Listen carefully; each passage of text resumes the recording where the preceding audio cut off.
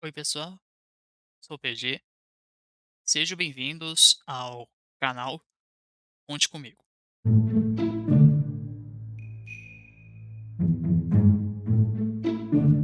vídeo de hoje, nós iremos continuar a nossa leitura do livro A Geração Incrível. No último vídeo, nós tínhamos lido apenas a introdução desse livro. Possivelmente, gente, esse vídeo vai ficar muito longo e vai estar dividido em capítulos, ou em timestamps também, para facilitar a nossa leitura, para vocês entenderem o que vai aparecer ou não. Não se incomode se tiver spoiler, assim, essas coisas. Eu acho que, dependendo, pode ter umas informações que talvez vocês queiram ver, assim.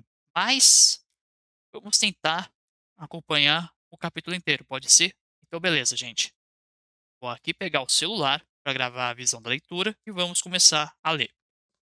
Antes de começar a parte um, temos aqui a foto do Alex, lembra dele? O garoto que também ganhou o celular e que gosta de vídeos engraçados e skate. Então, aqui estamos ele usando o celular no carro. O ícone do X, Snapchat, a pedra mágica, Instagram e TikTok. E a mensagem: eu não ficava mais com a minha família nem com meus amigos da vida real. Os meus amigos da internet eram prioridade. Só que quanto mais eu me conectava com pessoas de todos os cantos do país, menos conectada me sentia com quem estava do meu lado. Mia, 19 anos. E com isso, começamos a parte um: a ascensão dos magos da tecnologia e suas mentiras. E temos a foto da Emma em Londres. Eu e meu amigo Ben em Londres. Big Ben. E uns likes e notificações de pim, pim, pim, pim, pim. Agora vamos virar a página. Você consegue se imaginar saindo de casa sozinho, encontrando seus amigos e perambulando pelo bairro por horas sem que seus pais saibam onde você está? Por incrível que pareça, anos atrás era isso que crianças de 7 ou 8 anos faziam em seu tempo livre. Muitos pais até estimulavam que seus filhos saíssem de casa, chegando a dizer: é para voltar quando as luzes dos postes acenderem. Essas brincadeiras não supervisionadas e não estruturadas, além de divertidas, eram excelentes para as crianças, mesmo que às vezes elas voltassem com alguns arranhões e hematomas. Era assim que elas aprendiam a resolver problemas, a se relacionar, a trabalhar em equipe e a ficar bem quando as coisas não saíam como queriam. Com isso, fortaleciam a autoconfiança e a independência, porque podiam testar seus limites e aprender com os erros. À noite e aos fins de semana, meu irmão e eu passávamos horas brincando com nossos amigos no jardim de casa, no interior de Maryland, Estados Unidos. Brincávamos de esconde-esconde, com regras mais complexas, de guerra de bexiga de água, e apostávamos corrida. No outono pulávamos nas pilhas de folhas secas, e no inverno fazíamos bonecos de neve e batalhas de bolas de neve. Quando chovia, brincávamos dentro de casa. Não existia celular e a TV só tinha 3 canais. Sofia, nascida em 1986. E aí temos mais mensagens. Quando tínhamos 9 anos, meu melhor amigo e eu construímos uma cabana no quintal, com tábuas de madeira que pegamos de um canteiro de obras. Lá era nosso esconderijo e nosso estoque de doces. Era ótimo ter um lugar só nosso, construído com nossas próprias mãos. John, nascido em 1963. Cresci na cidade de Nova York, nos Estados Unidos. E meus amigos e eu brincávamos no balanço, no trepa-trepa ou de qualquer coisa na rua. Quando eu tinha 7 ou 8 anos, ia sozinho de bicicleta até o parque e ficava dando voltas por lá. Ou alugava patins para andar na pista de gelo. As crianças voltavam para casa quando escurecia. Eu adorava essa liberdade. Sua vez. Pergunte aos seus pais ou avós o que eles costumavam fazer depois da escola, no fim de semana ou nas férias. O que eles achavam mais divertido. Aí um desafio que eu quero que vocês me digam aí depois. O que seus pais e seus avós faziam? Fala aí. Temos a foto aqui de crianças brincando aqui, tipo bicicleta, patins, subir numa árvore. Melhor coisa que você pode fazer. Reze para que ainda tenha árvores aí na sua cidade aí, porque subir numa árvore é uma experiência única. Você sabia? Humanos e outros mamíferos não são as únicas criaturas que brincam. Cientistas observaram brincadeiras em pássaros e até em peixes e répteis. Por exemplo, filhotes de jacaré já foram vistos escorregando na lama, como crianças escorregariam em um toboágua. Se tantas espécies diferentes de animais se dedicam à brincadeira quando pequenos, ela deve ser importante. Todas as fontes de referências a pesquisas científicas podem ser encontradas em www.amazinggeneration.com. Tá tudo em inglês. E esse aí é importante vocês saberem. Brincar coloca você no modo de descoberta. Brincar sem ninguém vigiando ou lhe dizendo o que fazer é importante porque coloca você no modo de descoberta. Um estado mental confiante, curioso e divertido que você se sente livre para correr riscos e testar seus limites. Sempre que você experimenta algo novo desafiador que dá certo, ou mesmo que dê errado desde que você se recompanha, criar mais coragem para experimentar coisas novas no futuro. Se você passa bastante tempo no modo de descoberta na infância e na adolescência, tem maior probabilidade de entrar nele na vida adulta. Aí temos, sei lá, temos os desenhos do João andando de skate, assim. Começo meio trepidante e depois parece que ele tá se divertindo demais. E agora sim, nós temos um quadrinho, setembro. Pistas de skate e o site. Está ele aí, ficando inseguro nessa pista. E aí, Alex, não sabia que você andava também de skate? Acabei de ganhar um. E fala se quiser dar rolê, tô indo pra rampa. Valeu. Opa. Ui. Ai. Como ficar bom rápido no skate? Ele tá pesquisando no Google, assim. Normalmente eu faço isso às vezes. 5 dicas para skatistas iniciantes. O João tá simplesmente só andando. Manobras mais legais. Opa! Nossa, o João tá indo na tentativa e erro, né? Melhores momentos do Mundial de Skate. Eita, caiu. Mano, caiu aí. Uau! Ei, João, olha só esse vídeo. Aê! Que manobra da hora. Faz de novo que eu quero gravar. E aí terminamos o quadrinho. Começando aqui para a parte do texto de novo. Então, por que tantas crianças da sua geração passam tão pouco tempo brincando ao ar livre com amigos e tanto tempo dentro de casa sozinhas, muitas vezes com telas? Começou aí. Já tinha falado já que até crianças estão começando a usar celular. Em outras palavras, por que a infância baseada na brincadeira foi substituída pela infância baseada no celular? Há muitos motivos e 2 dos principais são: no início dos anos 1980, nos anos 80, muitos pais começaram a ficar com receio de deixar seus filhos brincarem fora de casa e sem supervisão. Pouco por causa dos programas que viam na TV, que os faziam sentir medo de que desconhecidos machucassem as crianças, ainda que a taxa de criminalidade nos Estados Unidos tenha caído drasticamente na década de 90. Então passaram a manter mais os filhos dentro de casa. Ao mesmo tempo, as telas foram se tornando mais atraentes, mais numerosas e mais viciantes. Aí temos aqui a foto do Alex, o desenho do Alex mexendo no celular. Grande reconfiguração da infância é o nome que se dá a essa enorme mudança em relação a como crianças e os adolescentes passam seu tempo livre. A partir daí muita coisa mudou. E agora, gente, vamos para outra sessão aqui, que é como a tecnologia era nos seus primeiros anos. Já tínhamos falado como é importante que as crianças fiquem brincando assim, em vez de mexer no celular assim. E por que isso aconteceu? Agora vamos contar como era a tecnologia, contexto, né? Como era a tecnologia quando seus pais e avós eram pequenos. As telas já existiam quando seus pais e avós eram crianças, porém as coisas eram muito diferentes. As pessoas assistiam a TV, mas não conseguiam ver o que queriam na hora em que queriam. Netflix e YouTube não existiam. YouTube, que eu saiba, foi, pelo visto, feito e desenvolvido, publicado em 2004, por aí. Só dava pra ver o que estava sendo transmitido no momento. Para assistir um filme, era preciso ir ao cinema ou uma locadora de fita VHS. Se já tivesse alugado o filme que você queria, não havia o que fazer. Você precisava escolher outro ou esperar que a fita fosse devolvida.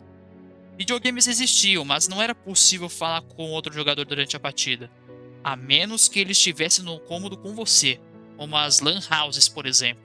E quanto aos celulares? Nos anos 90, a maioria das pessoas tinha uma linha de telefone fixo, ou seja, o aparelho precisava ficar ligado à tomada por um fio.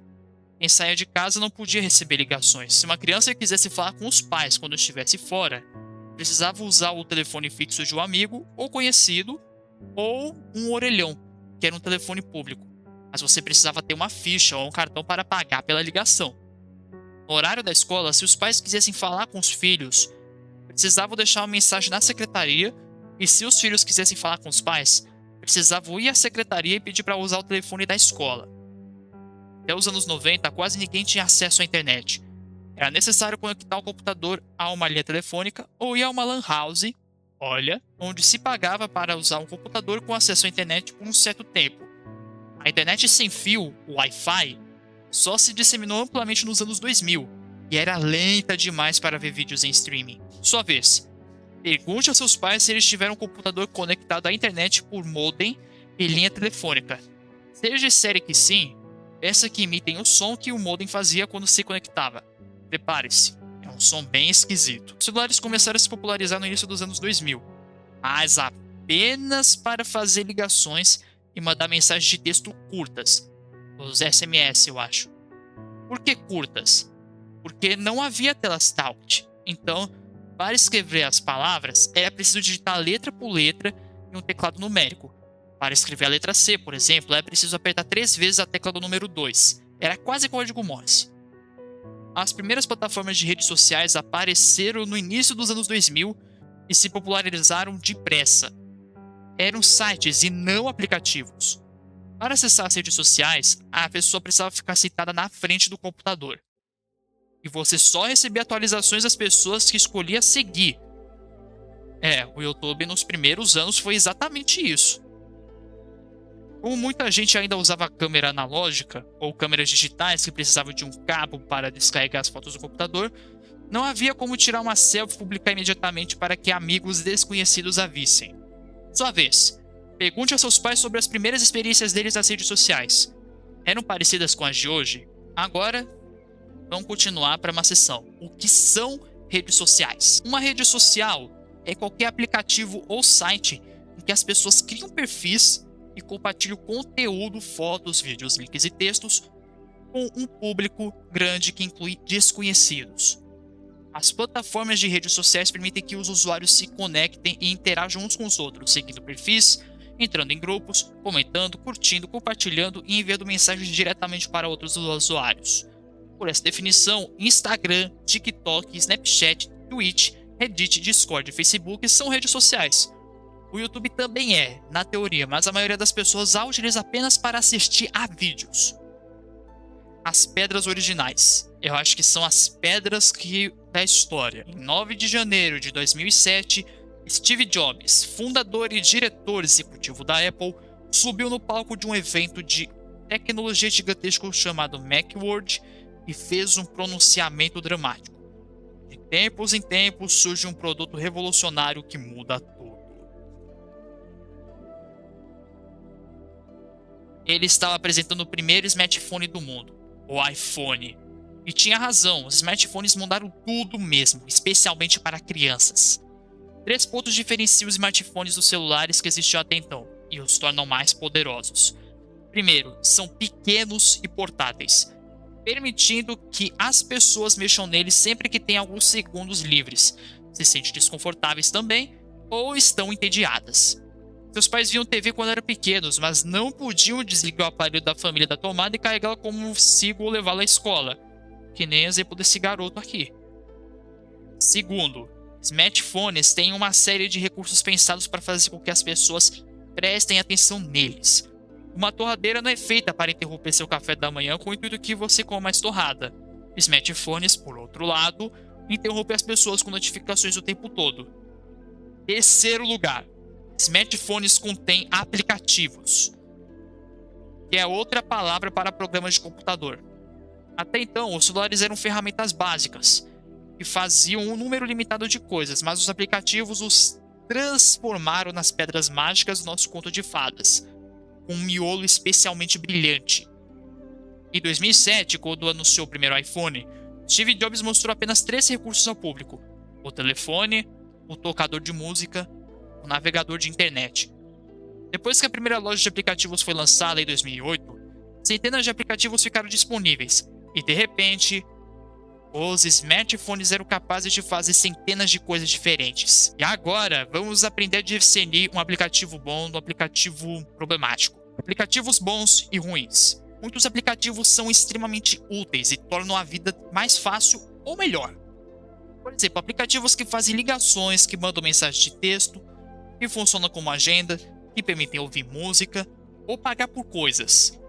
Esses aplicativos são ferramentas e não costumam causar problemas. Ninguém passa horas seguidas usando uma calculadora. Talvez. Se smartphones permitissem apenas aplicativos desse tipo, talvez só tivessem mudado o mundo para melhor. No entanto, nem todos os aplicativos foram criados para ser ferramentas úteis. Alguns foram deliberadamente projetados para consumir uma enorme quantidade de tempo das pessoas. Podemos chamar esses aplicativos de desperdiçadores de tempo. E por que as empresas de tecnologia criaram aplicativos assim? Porque, tal qual os magos do conto de fadas, elas descobriram como transformar o tempo dos usuários em dinheiro. E algumas foram dominadas pela ganância. As empresas viram quanto dinheiro estavam ganhando e quiseram ganhar ainda mais. Então desenvolveram maneiras de tornar ainda mais difícil parar de usar os aplicativos. Dá para dizer que esses aplicativos desperdiçadores de tempo são feitos para viciar, porque é exatamente isto que eles foram projetados para fazer: fisgar as pessoas. O pensamento que levou ao desenvolvimento desses aplicativos de redes sociais foi: como consumir o máximo possível do tempo e da atenção dos usuários. Sam Parker, primeiro presidente do Facebook. Muitos aplicativos podem desperdiçar seu tempo ou fisgar sua atenção, mas há 4 tipos especialmente poderosos que deixam os rebeldes em alerta: redes sociais, como Instagram, Snapchat, TikTok, plataformas de vídeo, como o YouTube, jogos online e plataformas de jogos, tipo Roblox, e aplicativos de chatbot que utilizam IA, como Character AI e Replica. Tem muito mais por aí. Você sabia? Alguns aplicativos são particularmente traiçoeiros porque podem ser ferramentas úteis e desperdiçadores de tempo. O YouTube, por exemplo, é uma excelente ferramenta de aprendizagem, porém também foi pensado para que você veja um vídeo após o outro sem parar. Ficou desse jeito. O feitiço dos magos se torna mais sinistro. Quando o Facebook começou, algumas pessoas me diziam: não estou em nenhuma rede social. Valorizo minhas interações na vida real, valorizo o momento, valorizo o presente, valorizo a intimidade. E eu dizia: a gente vai acabar te conquistando. Sam Parker, primeiro presidente do Facebook. Ele de novo. Os jovens logo correram para conseguir um smartphone, baixar aplicativos, principalmente de redes sociais, e começaram a passar horas do dia deles.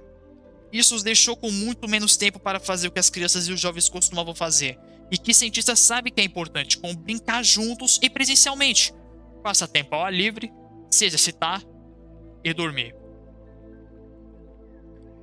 Só para deixar claro, muitas pessoas da geração anterior à sua têm uma vida feliz e bem-sucedida. Falando, acho que é a anterioridade da geração alfa. Tipo, falando assim: a geração Z era mais feliz que você. Eu acho que era isso que quis dizer, né? No entanto, muitas enfrentam problemas. Em 2015, um número assustador de jovens no mundo todo se sentia preocupado e triste boa parte do tempo, ou mesmo na maior parte do tempo. Muitos se sentiam tão mal que precisavam de ajuda profissional de psicólogos e psiquiatras. Alguns jovens começaram a se perguntar se havia alguma relação entre os seus problemas e a quantidade de tempo que passavam em seus smartphones e nas redes sociais. E alguns cientistas também. Ai, ai. É aquele mesmo desenho da introdução. Você sabia? Em 2024, o porta-voz do Sistema de Saúde dos Estados Unidos estava tão convencido de que as redes sociais eram perigosas para a saúde mental dos adolescentes que disse que esses aplicativos deveriam vir com aviso de perigo, como acontece no rótulo dos cigarros. Realmente. E agora começamos uma outra sessão falando o que a ciência diz a respeito das redes sociais, smartphones e saúde mental.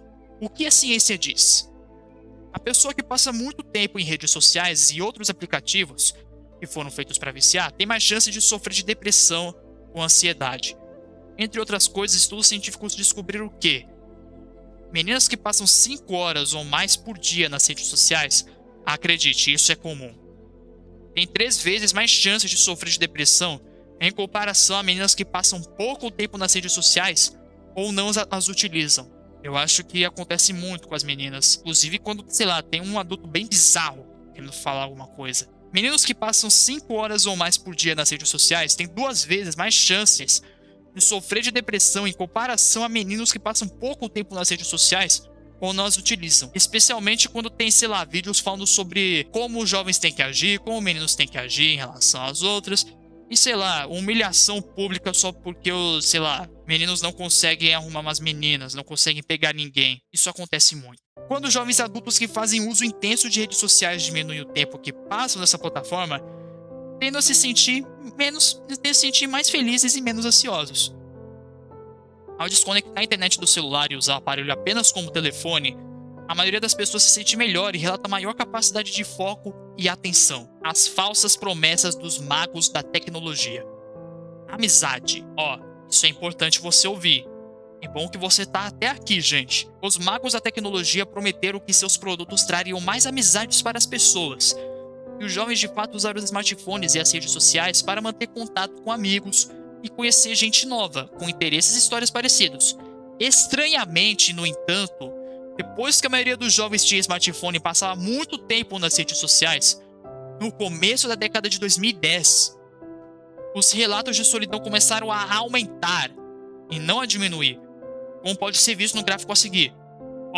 Temos aqui um gráfico aqui com a porcentagem de adolescentes estadunidenses que relatam se sentir solitários com frequência. 30%, a maior parte são meninas. E bem abaixo são os meninos. E por que isso acontece? Porque as meninas se sentem mais depressivas que os meninos assim. Não podia ser também os dois assim? Não podia também ser o contrário assim em outros casos? Por que as meninas? Vocês poderiam dizer aqui? Até fazia sentido que crianças e adolescentes sem smartphone ou perfil em redes sociais se sentissem solitários. Seus amigos não estavam mais disponíveis para brincar presencialmente porque não tiravam os olhos da tela. Isso é bolado quando isso acontece. Eu me sinto mal às vezes por deixar meu irmão caçula meio chateado por eu estar usando o celular. Mas não eram apenas as crianças sem smartphone que se sentiam mais solitárias. Quem tinha smartphone começou a dizer que também se sentia mais solitário. O exato oposto do que as empresas de tecnologia haviam prometido. As redes sociais fizeram com que eu me isolasse. O Kaia, 16 anos. Para piorar, algumas crianças começaram a usar redes sociais e fóruns de mensagem para machucar as outras, espalhando boatos, fazendo bullying e dizendo coisas horríveis. Nada a ver com amizade. E olha, eu tenho um relato bem sinistro. Um influenciador famoso no TikTok começou a mandar fotos pessoais minhas sem meu consentimento em um grupo de Snapchat. Eu era assediada diariamente, recebendo críticas ao meu rosto e ao meu corpo. Keila, 22 anos. E agora outro tópico. Liberdade. Os magos haviam prometido que seus produtos dariam liberdade às pessoas. No entanto, quanto maior o tempo que crianças e adolescentes passavam neles, menos livres e mais ansiosos e encurralados muitos deles se sentiam. Na época do fundamental eu jogava o dia todo, era uma fuga. Mas esse hábito impedia que eu dedicasse tempo a outras coisas, tipo aprender a tocar violão ou superar a ansiedade quando eu queria aprender um esporte. Nick, 24 anos. Tem uma grande diferença entre pessoas que jogam videogames mais com o intuito de se distrair ou pessoas que jogam tempo mais pra fugir das coisas assim. Tem muito tipo. Eu sentia que não existia sem meu smartphone. Kate, 24 anos. Eu tinha que ser perfeita. Não podia ser eu mesma. Não podia brincar livremente. Só pensava no que as outras achavam de mim. Kelly, 25 anos. Isso é circunstancial. Você já deve ter tido na sua vida talvez um sentimento de baixa estima. E a rede social atrapalha demais. Só aumenta. E pior, muitos pais acreditavam que seus filhos estavam mais seguros em casa, sozinhos com o smartphone, do que se saísse para brincar com os amigos no seu tempo livre. Tem pais que, felizmente, não pensam assim. Eles incentivam mais a gente sair de casa. Mas isso se mostrou uma mentira. Os magos da tecnologia não se esforçavam muito para tornar os aplicativos seguros para crianças. E adultos bizarros começaram a entrar em contato com elas por meio de jogos online e de mensagens em redes sociais. Cara, já achei muito comum encontrar crianças jogando em jogos que abrem o chat de voz. Imagina se um adulto, fizesse bullying com ela. Vocês achariam isso certo? Enquanto muitas das crianças e dos adolescentes ficavam com medo e se sentiam ansiosos e infelizes, os seus pais não faziam ideia do que acontecia ali no mundo online. Muitas crianças eram super protegidas na vida real e pouco protegidas na internet. Agora vamos mostrar para vocês os efeitos de como o celular pode realizar as pessoas e como a gente geralmente sente sem celular. Modo de descoberta versus modo de defesa. Sentir-se recuado nervoso é o sinal que seu cérebro está no modo de defesa. Um estado mental ansioso e tenso, em que o cérebro fica especialmente alerta a qualquer coisa que possa parecer um perigo. Como você sair numa rua que você não conhece e ficar completamente alerta para não ser abordado por ninguém, após uma experiência traumatizante de ter sido quase assaltado. O modo de defesa é o oposto do modo de descoberta. O estado mental curioso e confiante sobre o qual falamos anteriormente, que coisas novas parecem empolgantes e não assustadoras.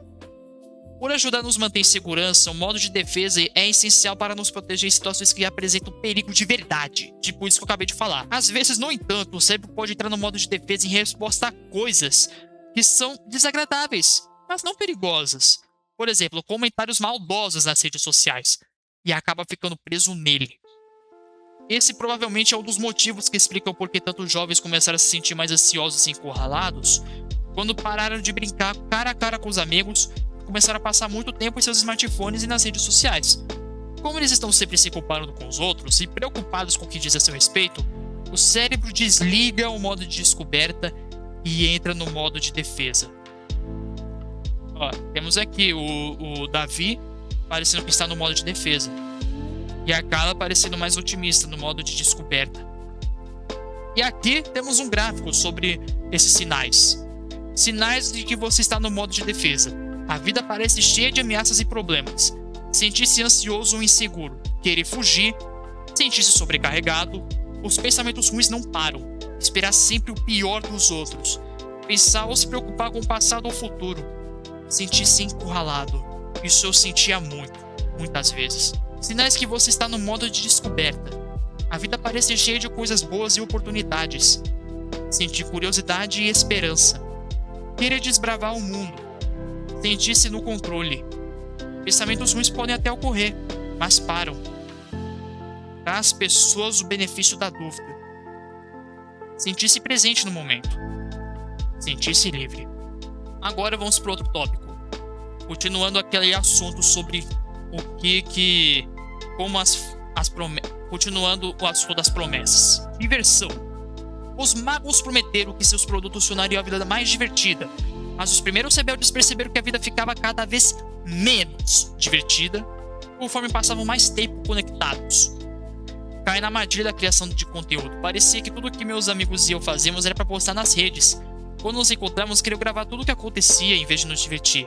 Matthew, 19 anos. Por acaso, se você é algum influenciador ou coisa do tipo que grava com os amigos, você se sente que se divertiu de verdade fazendo isso com os amigos do que, sei lá, jogando um jogo de tabuleiro? Só querendo saber mesmo. Eu só quero saber por curiosidade. Eu adorava andar de bicicleta, brincar de teatrinho com meus irmãos, encontrar meus amigos e ficar fora de casa.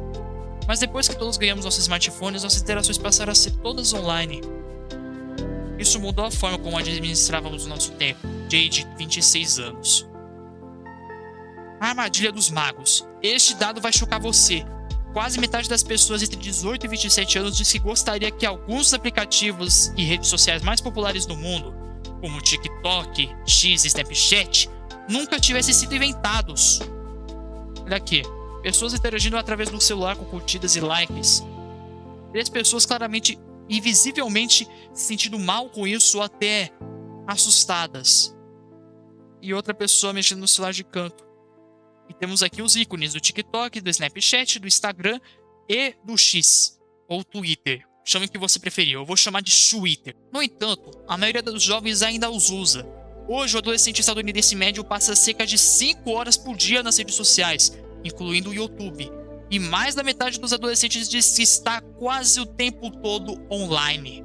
Você sabia? 95% dos jovens adultos que têm um smartphone mantêm sempre por perto, levando para a cama, para o banheiro ou onde quer que vão. Já teve uns casos assim em casa. Meu irmão do meio, que ganhou o celular, já teve uns casos que ele levou um celular no banheiro e passou muito tempo no banheiro. Isso já foi prejudicial. A princípio não parece fazer sentido. Se você detesta algo a ponto de desejar que nunca tivesse sido inventado, por que gastaria várias horas no dia nisso? Por exemplo, se você não gostasse de pedalar, não ficaria o dia todo andando de bicicleta. E provavelmente não desejaria que bicicletas nunca tivessem sido inventadas. Você só não teria uma bike. Então por que a lógica é outra com smartphones e redes sociais? Porque tantas pessoas da geração anterior à sua passam tanto tempo usando algo que sabe que faz mal, embora muitas delas admitam que ficariam felizes se isso desaparecesse. Agora, escutem, é porque elas foram enganadas e agora se sentem encurraladas. E para que a sua geração não tenha o mesmo destino, você precisa saber a verdade. Eu tenho 15 anos e não tenho hobbies, interesses, objetivos ou ambições. Tudo que faço é ficar no celular. Eu quero andar de skate, tocar um instrumento, aprender xadrez. Quero fazer tudo isso, mas nunca faço. Meu tempo de tela é de quase 11 horas por dia. E, sei lá, minha vontade de chorar até dormir. Como acabar com esse vício horrível no meu celular? Um usuário anônimo do Reddit, 15 anos.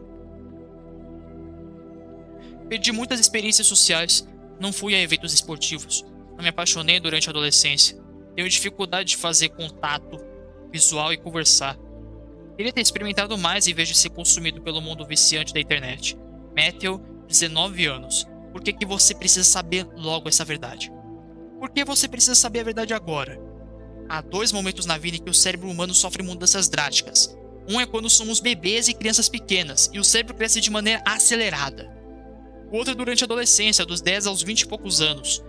O cérebro muda especialmente rápido na puberdade, que pode começar antes dos 10 em geral e termina por volta dos 16, ou seja, a fase que você deve estar agora. A flexibilidade do seu cérebro nos próximos anos é como um superpoder, porque significa que você é capaz de aprender coisas bem depressa e de absorver enormes volumes de informação muito mais rápido que os adultos. No entanto, essa flexibilidade também pode deixar você invulnerável a pessoas ou empresas que querem mudar seu cérebro de maneira que seja benéfica a elas e não a você. Isso significa que na sua vida toda, este é o momento mais importante para aprender sobre os segredos e os truques dos magos da tecnologia e proteger seu cérebro deles. Meu iPhone consumia meu cérebro em desenvolvimento. Ele me viciou e deixou mais solitário e menos feliz em geral. Se eu pudesse voltar no tempo, inspiraria mais para ter um celular. Sam, 17 anos. Agora é hora de conhecer uma rebelde. Ben Spellows, 22 anos, Nevada, Estados Unidos. Primeiro smartphone. Ganhei quando estava no 8º ano. Foi cedo ou tarde demais? Cedo demais. Eu achava que precisava me encaixar. É irônico, tipo, o celular é basicamente a ferramenta de encaixe. O que fazia nas redes sociais? Passei quase 2 anos postando todo dia no TikTok para ajudar as pessoas a saírem do celular. Quantos seguidores tinha? Cerca de 250 mil. Tinha algumas milhões de visualizações por mês. Quando parou? Quando consegui meu emprego dos sonhos. Mas eu também queria parar. Era bem cansativo e eu queria mais tempo pra mim. Que gostaria que mais pessoas compreendessem. Que as empresas de tecnologia vendem promessas de conexão, diversão e liberdade, mas não as cumprem. O único caminho possível é cuidar das pessoas, estabelecer vínculos profundos. O que faz alguém ser um rebelde? Está a fim de ser diferente para viver melhor. Ver o sofrimento ao redor e dizer, não é assim que eu quero viver. Agora, gente, vamos começar mais um quadrinho para finalizar. Tudo bem? Outubro. Temos aqui a Emma fotografando o Davi e o Alex. Ah, Fê, Alex, você piscou na foto. Estamos ocupados com a decoração. Quero terminar logo para ir atrás dos doces. Ah, é, gostosuras ou travessuras. Vou aproveitar para tirar umas fotos espontâneas. E se a gente terminar aqui primeiro? Ah, Alex, faz uma cara mais animada. Ih, perdi a foto, dá pra tirar outra? Recebidinhos, um chocolate e 5 Kit Kats. Enquanto isso, gostosuras travessuras. Ou doces travessuras, né? Não sei como é lá. É, e aí, experiência de terror. Nossa, não ia querer não. Amei sua fantasia. Ah, mais bala. Quer trocar, João? E aí, vendo quantos doces pegou assim. Olha só, a minha comeu doce demais. Tipo eu agorinha. Terminei a minha. E aí, tá dando medo? Como foi que você fez isso? No dia seguinte, aí o João tentou ir de skate até a próxima casa, mas caiu com tudo nos arbustos. Alguém comentou, vocês estão muito bonitos e pôs um emoji de fantasma. Essa foi boa. Carla, tá livre depois da aula? A gente vai pra sorveteria aqui perto. Tem um sabor novo que eu quero experimentar. Claro, Emma, você Vocês viram a casa mal-assombrada que a Farra postou? Tá bizarra. Ano que vem a gente precisa ir. Eu topo. Nunca fui na sorveteria aqui perto, acredito? E aqui terminamos. Aí temos coisas interessantes. Secreto. Confidencial. E aí temos coisas interessantes aqui.